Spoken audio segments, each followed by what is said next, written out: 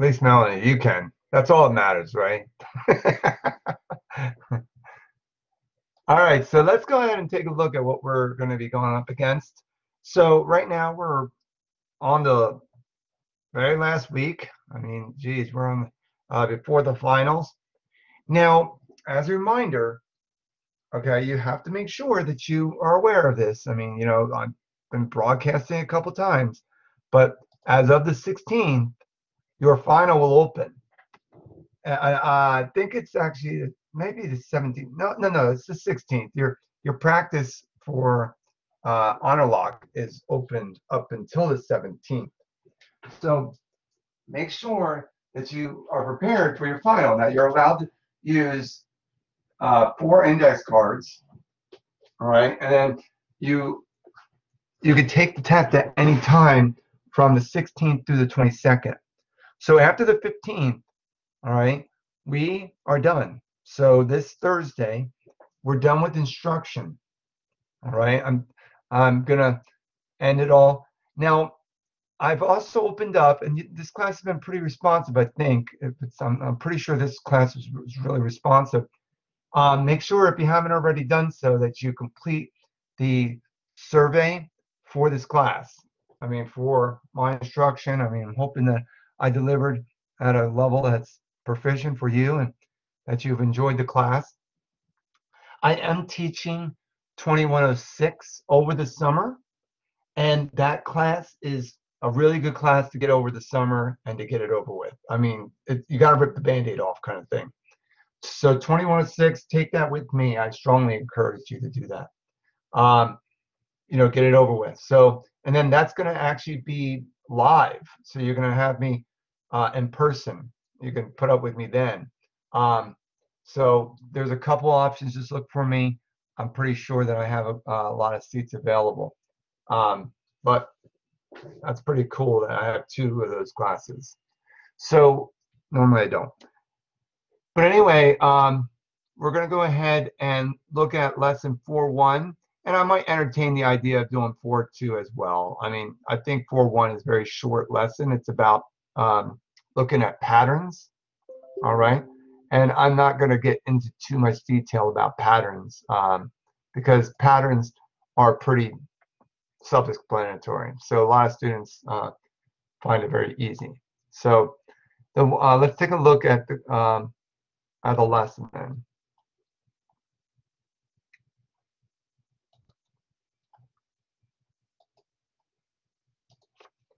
All right, when you're looking at sequences, all right, sequences are about following patterns. Like if I gave you a number sequence of 2, 4, 6, all right, most likely people would put 8, all right? But if I gave you too short of a pattern, for example, 2, 4, there's no way of knowing whether or not that's 2 times 2 that gives you 4 or 2 plus 2 that gives you 4. So too few of numbers could also mislead to a faulted conjecture when you make a faulted guess about the way the pattern is working, because this could be 8 and then 16. So this is the way it goes. 2 times 2 is 4, 2 times 4 is 8, 2 times 8 is 16. So you can see the pattern more fully. Well, with figures like this, it goes ahead and gives you the first figure as 4 and then the second one being 8. Obviously, then looking at this one, we can see it's 12, and following that would be adding additional 4 or 16. And so you can get this pretty quick on the conjecture of the pattern that follows. So they gave you enough patternization to figure out what the conjecture might be, so you can make the educated guess for the way the next figure is going to be. And so that's how this is working. So you look at this as figure 1 has 5, and then it goes 9, obviously 1 less than the additional 5, and then it goes 3 more, all right, of 12, and then you're going to go ahead and add 2 more, right? So that's going to give you 14. And you can literally sit there and count it if you want, but just kind of add in your head. All right, and you're going to be able to get the answer that you're looking for.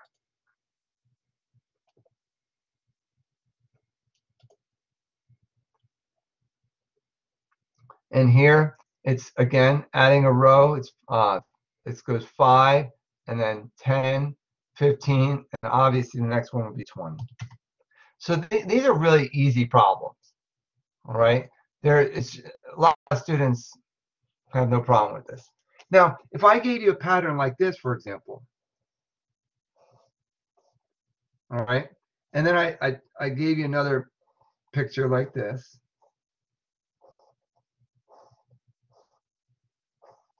Then my next pattern was like this.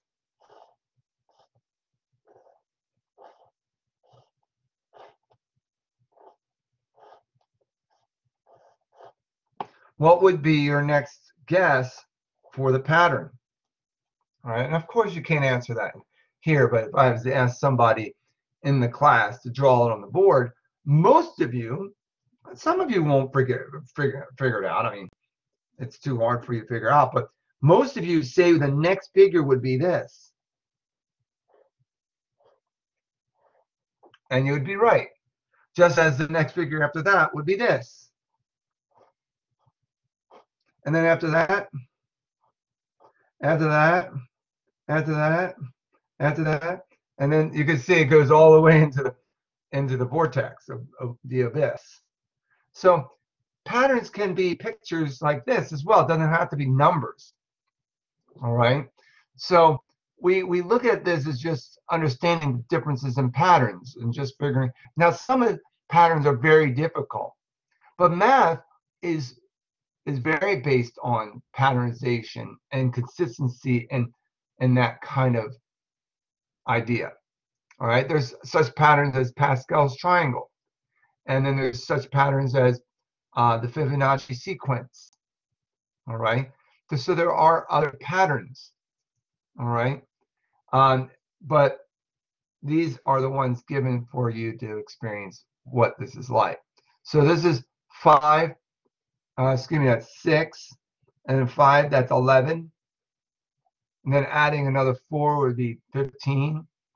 Adding another 3 would be 18.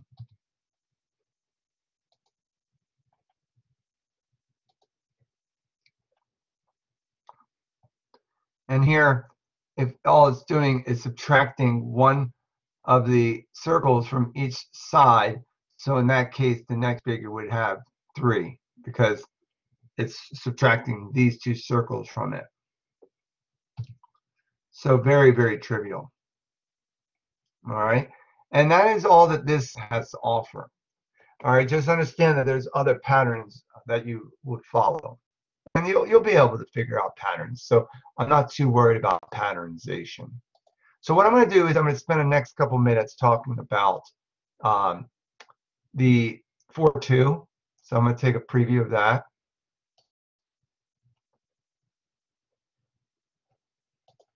And this is all about approximating numbers. All right. Now, you can take a calculator and do it, but it says use a calculator up there. It says use the Alex calculator. So we're just going to go ahead and use the calculator and make our values. So we take the square root of 133 and then approximate it in the nearest hundredth, and that's going to be 11.53. All right, very easy to do. I mean, because you can use your calculator. All right, so then we take the square root of 62, and we get our answer of 7.87. All right, I think most of you understand how to use a calculator. Now, there's figuring out the right triangle. Now, the right triangle, there's a thing called the Pythagorean theorem. Now, the Pythagorean theorem says that if you have a right triangle, the side opposite of the right angle is understood to be the hypotenuse.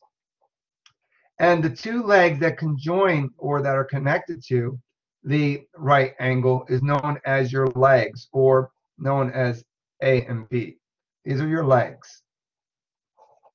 Leg A leg B. Now this is, the hypotenuse is always reserved as letter C. So then the hypotenuse, after, or the Pythagorean theorem then is a squared plus b squared equals c squared.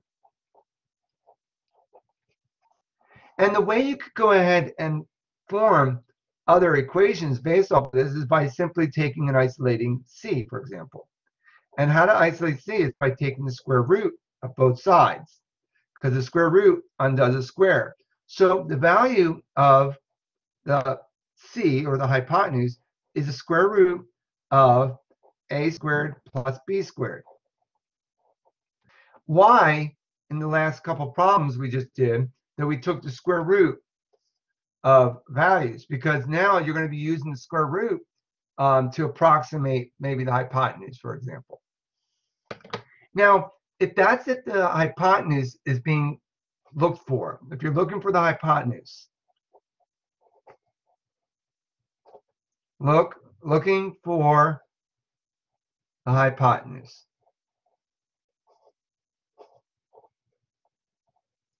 All right, that is when you're looking for the hypotenuse, the longest leg. Longest side, I should say, because I don't want to get confused with the legs. So the longest side.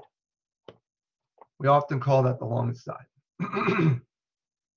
Now, what if you were looking for one of the legs? So if we take and look at this equation, and I'm looking for one of the legs,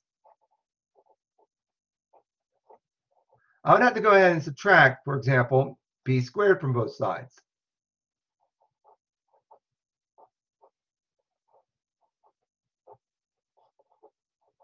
So I can isolate for one of the legs. And by the way, it doesn't matter which one you call which. You can call this one B and this one A, or this one B and this one A, as we have it indicated here. So the thing is that if I'm looking for a leg, then my answer, or my equation, would be one of the two legs, either A or B, isolated, and then the longest side squared minus the shorter side squared. In this case being that I have it as b squared. So c squared minus b squared, and we take the square root of that. So in this case, this problem we're looking at right here has a right triangle, and it's looking for the hypotenuse, and it's giving us the a and the b, or the legs.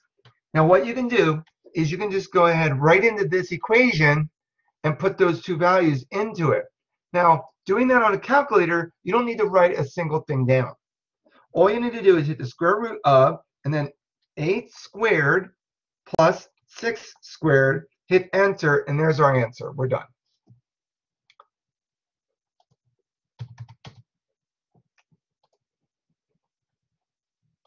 I mean, I'm telling you, when you get comfortable with this, this is easy.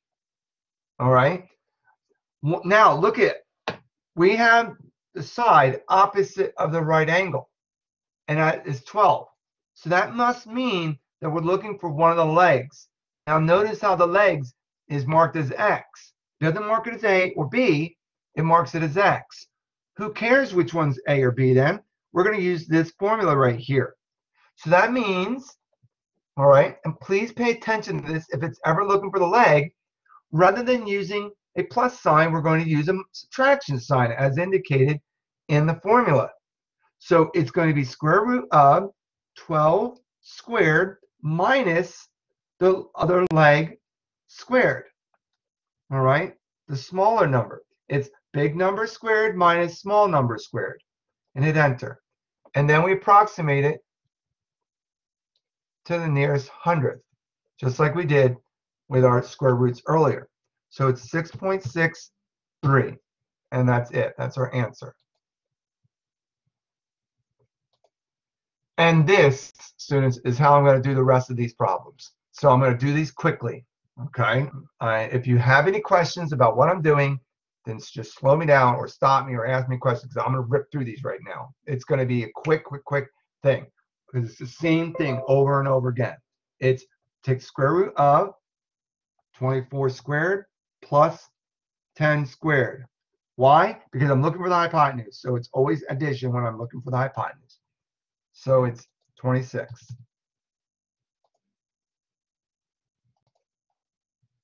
It's subtraction when I'm looking for the leg. I'm looking for a leg, so subtraction. So square root of 13 squared minus 9 squared, enter. So 9.38.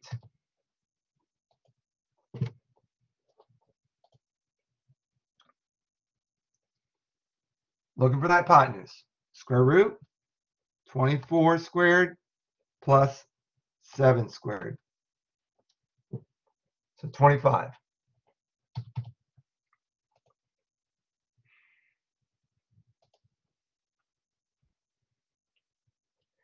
Looking for the leg, because the hypotenuse is going to be 37. So looking for a leg, 37 squared.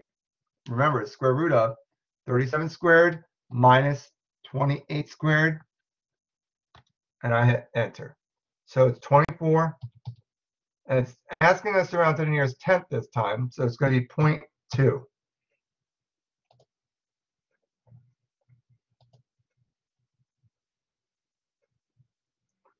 All right, we're looking for the leg. So we're subtracting again. So square root of 37 squared minus 30 squared. Hit enter. So now it's 21.7.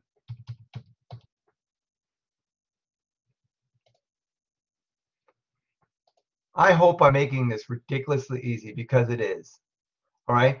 Now we're looking for round to the nearest tenth. We're finding the distance between this. All we're doing is completing the box. So this is 2 and this is 4. So we're looking for the length. It's going to be the square root of 4 squared plus 2 squared. And that's my answer. So 4.47, because they're asking us to round the nearest 100.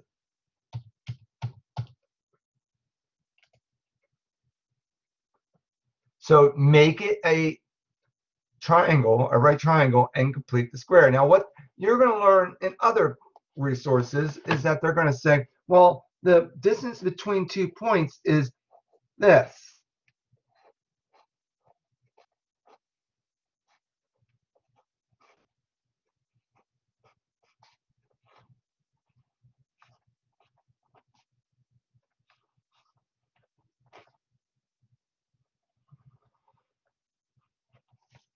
And you might want to put that in your index of equations, just like this one. Remember, you have a fourth index card. So the values of what I gave you here, these two check mark, right here, you want to have on your index card along with this formula.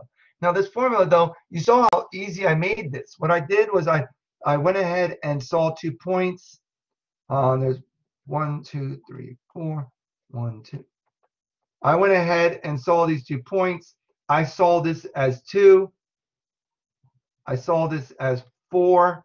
And that's what preceded me to use what I've been comfortable using. All right. So that's why I approached it the way I did, rather than using this formula. So now it's harder to see that in this particular problem. Okay. But you can make it out still. It's at the -2.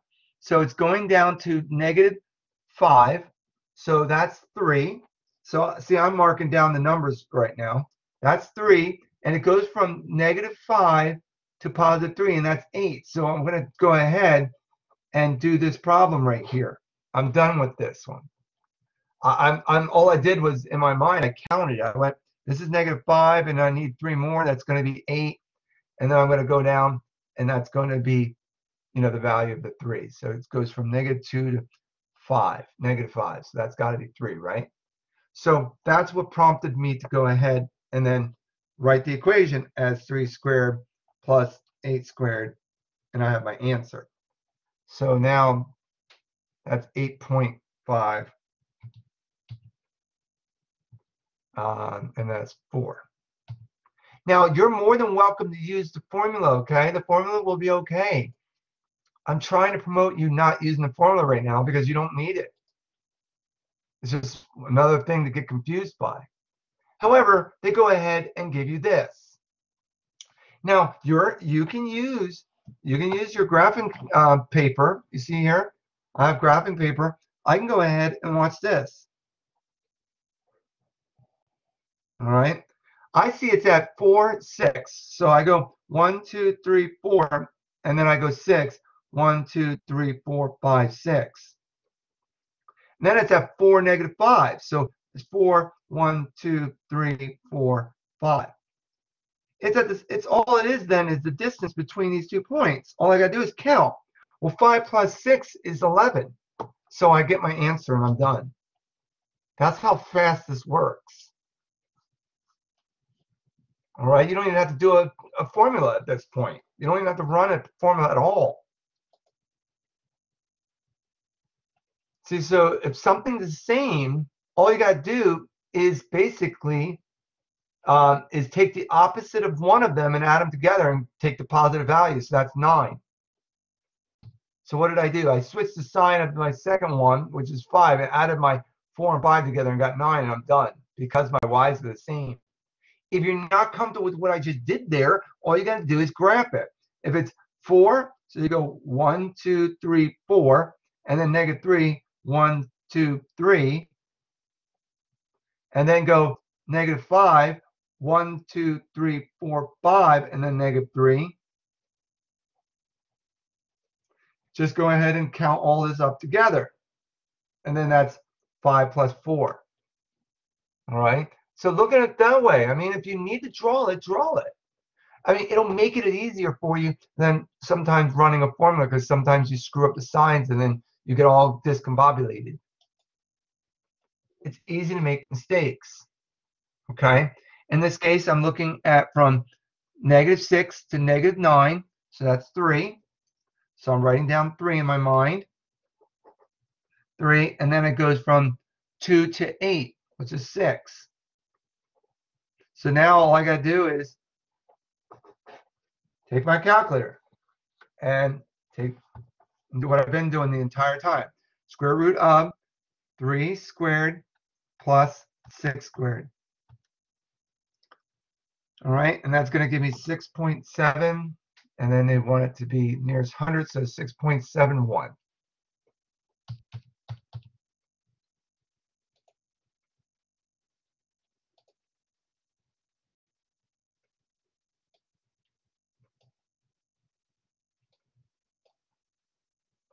However, it looks like we're on the last one.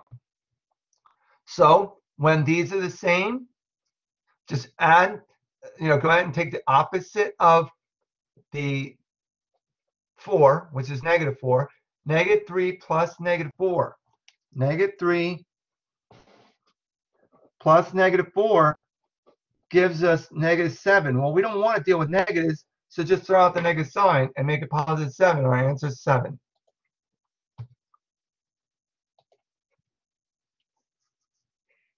I've just given you some serious shortcuts, which most other teachers would frown upon, but you know what? I'm giving you some strategies that are imperative for you to be efficient and fast at this.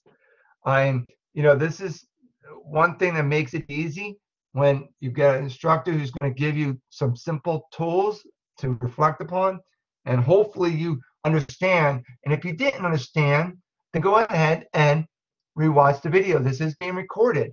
So I told you that whenever the x's or the y's are the same, whenever the x's in this case are the same, just add the opposite of one of the values together. Just basically what I said was take the opposite sign of the second one, add them together, and always make it positive. No matter if it's positive or negative, just make it positive.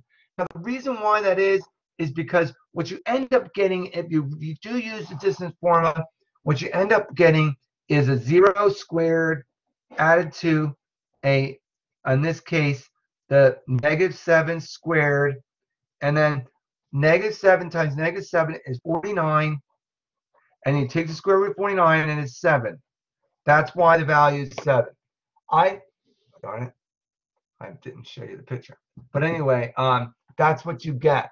Now, that is not the approach I took with you. If you want to learn it that way, then by all means, look at the Help Me Solve This Problems. They'll teach you all about that. I'm not teaching the way the book does it. I'm doing it my own way because it's the more efficient way. Okay? So you just got to pay attention to what I've said. And if you don't like numbers, go ahead and graph the darn things on a graphing paper, and then go ahead and just do some counting. And that you're more than welcome to use graphing paper. All right, you're allowed paper on your test. Okay, you're allowed to use scrap paper on your final. That means. All right, so if you're more comfortable drawing it, and then you need to be able to just count it instead of using another formula that you're going to get confused on, then that's your right. You have the ability to be able to do that, and there's no problem with that. Are there any questions?